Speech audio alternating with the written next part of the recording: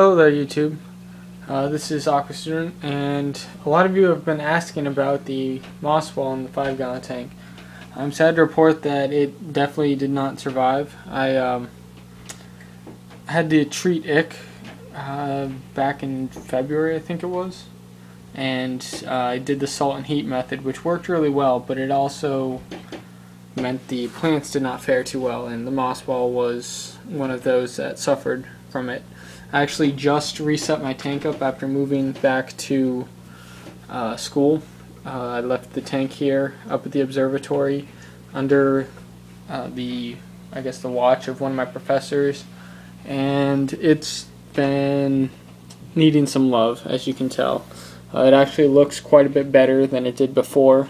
The water level was down to like here by the time I got back, so that was pretty ridiculous. But a couple water changes from now, this will be looking great again. I also need to put in a background, but that's a simple fix since, well, the moss wall's not there anymore. But the important thing is that the beta's doing alright.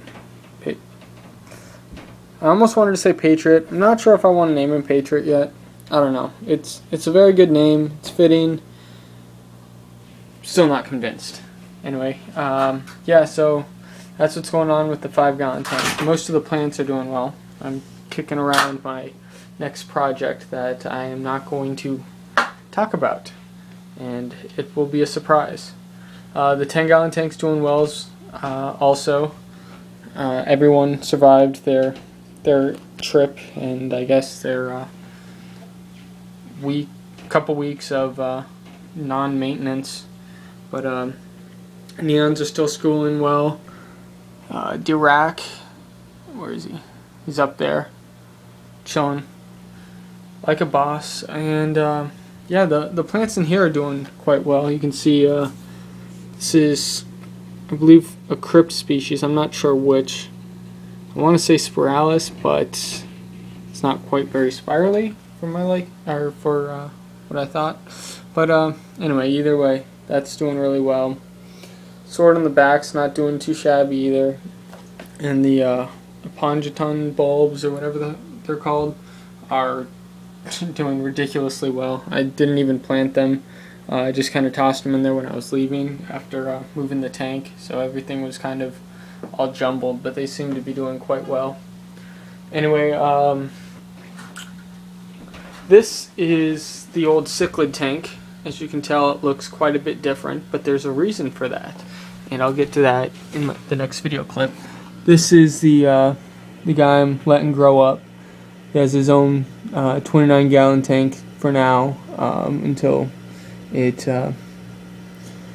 he grows up and can start holding his own in the big boys tank. But I got a pretty sweet setup for him here, and I'm sure he's enjoying it. I am currently, guess I might as well talk about this now.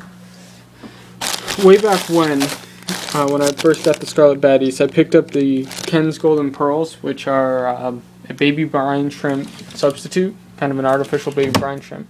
Anyway, I sent it in another order with Ken's Fish Food, and I picked up a whole bunch of, I don't have the lights on, but you can sort of see.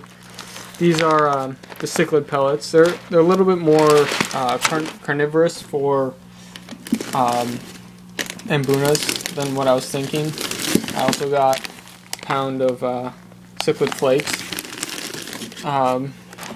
So they've got really good ingredients in them. It's all made by this guy. He's got this whole business, and it's pretty sweet stuff he's putting out. And I mean, he's got, I don't know how to say it. It's a little bit carnivorous, I guess. I mean, there's fish meal, blood pork meal, fish oil. Then you get down to spirulina, which is good for the cichlids and stuff. And whole lots of vitamins and additives and good things. So I'm looking forward to seeing how this helps. Compare it maybe to New Life Spectrum. I don't know. It's not too expensive. I think it's definitely worthwhile. He also sent me some earthworm flake that I'll give a shot with the betas and neons, see how they like it. Make a little treat. I also got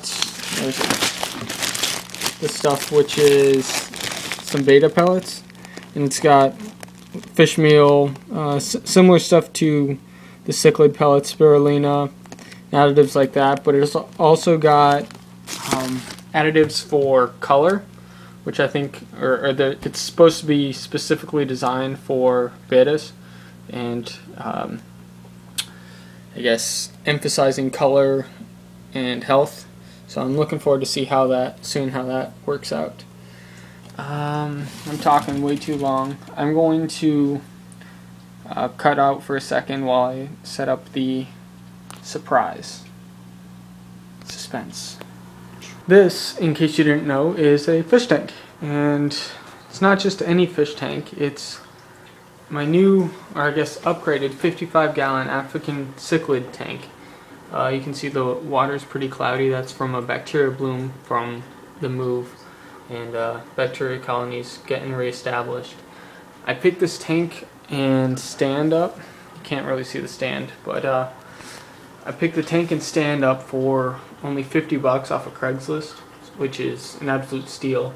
Also came with a Penguin 350 filter back there that it's too cloudy to see. But everything seems to be working well except for the lighting fixture, which is something I'm working on.